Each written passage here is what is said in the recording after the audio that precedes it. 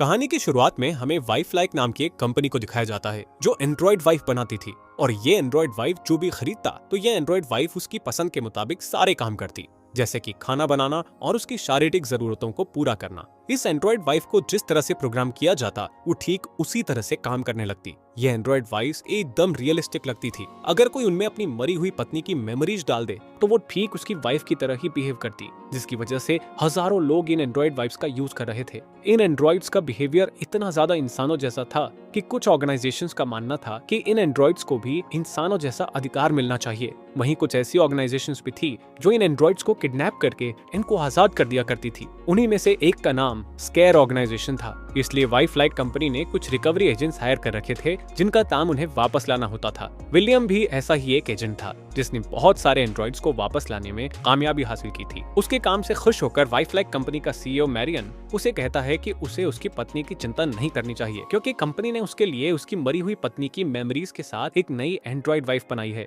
जो उसे बिल्कुल उसकी पत्नी मेरेडिथ के जैसा प्यार करेगी। विलियम इस नई मेरेडिथ को घर लेकर आता है और उसे अपनी पत्नी के पुराने कपड़े पहनाकर एक्टिवेट कर देता है। यहाँ पर एंड्रॉइड मेरेडिथ के हाव भाव थोड़े अटपटे थे क्योंकि वो खुद को मैं की जगह मेरेडिथ कहकर बुलाती है। विलियम मेरेडिथ को जगाने, चलने और सांस लेने के लिए गाइड करता है। विलियम को लगता है कि थोड़े समय बाद मेरेडिथ धीरे धीरे सब सीख जाएगी और बिल्कुल उसकी पत्नी जैसा व्यवहार करेगी, जिससे किसी को पता भी नहीं चलेगा कि वो एक एंड्रॉइड है। जब रात होती है तो वो संबंध बनाने के लिए तैयार हो जाती है, पर विलियम सारी इंटीमेसी सेटिंग्स करने के बाद भी नर्वस था। वो मेरेडिथ के साथ इंटीमेट होने में अनकंफर्टेबल महसूस कर रहा था, लेकिन मेरेडिथ इस सिचुएशन को संभाल लेती है और अपने पति विलियम को गाइड करती है, जिससे कि वो दोनों मजे में रात गुजार सके। यहाँ पर विलियम चाहता था कि पूरी रात वो दोनों एक साथ सोएं, पर मेरेडिथ को खुद को चार्ज करने के लिए दूसरे रूम में जाना पड़ता है। वहाँ जाकर उसे रियल मेरेडिथ का हेयर ब्रश और एक पुरानी डायरी मिलती है। कुछ देर बाद वो खिड़की के बाहर देखती है तो उसे गार्डन में पेड़ों के बीच कुछ अजीब सी चीज दिखाई देती है। वो समझ नहीं पाती कि वो क्या चीज है,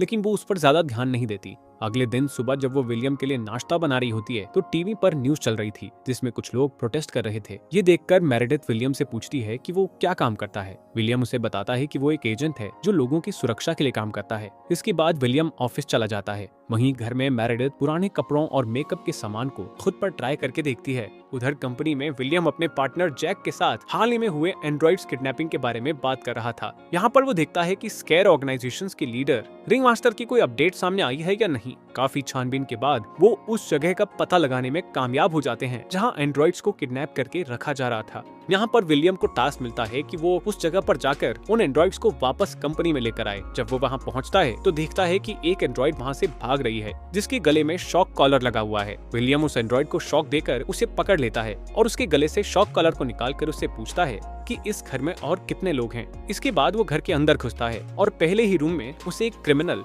बॉक्सिंग की प्रैक्टिस करता दिखाई देता है, जिसे वो आसानी से मार गिराने के बाद दूसरे रूम की तरफ बढ़ता है जो कि एक लैब थी। वहां पहुंचने पर वो देखता है कि एक और एंड्रॉइड को रीप्रोग्राम करके आजाद किया जा रहा है। इतने में वहां एक क्रिमिनल आता है जिसने एक एंड्रॉइड के ऊपर गन पॉइंट किया हुआ था। विलियम की चेतावनी देने के बाद भी जब वो एंड्रॉइड को नहीं छोड़ता तो विलियम उसे शूट कर देता है। वहीं घर में मेरेडिथ खुद को चार्ज करने के लिए अपने बेड पर लेटती है। तभी उसमें ड्रीम मोड एक्टिवेट हो जाता है। अब ड्रीम में उसकी मुलाकात एविटर रीडो से होती है जो उसे ड्रीम मोड में गाइड करेगा। वो उसे उसके पहले ड्रीम में एक बर्थडे पार्टी दिखाता है। उस बर्थडे पार्टी में विलियम मेरेडिथ का वेलकम करता है। तभी उसे एक दूसरी एंड्रॉइड वाइफ लेडी डांस के लिए कहती है और थोड़ी देर बाद उसे एक मास्क मैन से मिलने के लिए भेजती है। मेरेडिथ उस मास्क मैन से पूछती है कि तुम कौन हो, जिस पर वो मास्क मैन उसे एक रेड बर्ड वाला कार्ड देकर कहता है कि इससे उसे सब कुछ याद करने में आसानी होगी। अब इससे पहले कि मेरेडिथ उससे और कुछ पूछ पाती वो मास्क मैन वहाँ से चला जाता है। वहीं दूसरी तरफ विलियम किडनैप हुई एंड्रॉइड वाइफ्स को कंपनी में सही सलामत वापस लेकर आता है, जहाँ पर अब उन्हें रीप्रोग्राम किया जाना था। कंपनी के वेटिंग रूम में ओली और लिडी नाम की एंड्रॉइड वाइफ्स उसे उंगलियों के इशारे करके चिढ़ाती है। विलियम को यहाँ पता चलता है कि ओली और लिडी अपना काम ठीक से नहीं कर रही हैं और वो अपने हस्बैंड्स के खिलाफ जाकर कदम उठा रही हैं, जिस वजह से उन्हें बार बार रीसेट करने के लिए लाया जा रहा है। अगली सुबह मेरेडिथ ईडो से उस मास्क मैन के बारे में पूछती है और वो ईडो से अपनी सभी पुरानी हॉबीज की लिस्ट बनाकर देने को कहती है।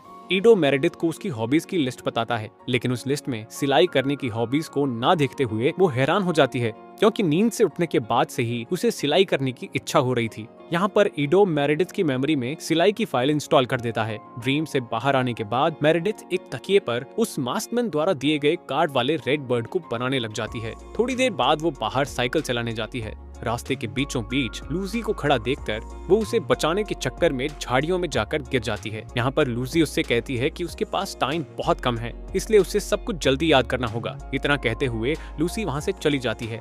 जब मेरेडिथ घर वापस आती है तो वो विलियम को ये सब बताती है। विलियम उसके कपड़ों से डस्ट साफ करते हुए कहता है कि उसे लूसी की बातों पर ध्यान नहीं देना चाहिए, क्योंकि कुछ औरतें एंड्रॉइड से इसलिए नफरत करती हैं क्योंकि उन्हें लगता है कि वो उनसे उनके पतियों को छीन लेती हैं। कुछ समय बाद मेरेडिथ उस लेक को देखने जाती है जो विलियम की असली वाइफ की फेवरेट जगह थी। वहाँ पर खुशगवार यादों को देखकर वो पहली बार खुद को मेरेडिथ की जगह मैं कहती है। इसका मतलब ये था कि वो खुद को समझने लगी थी।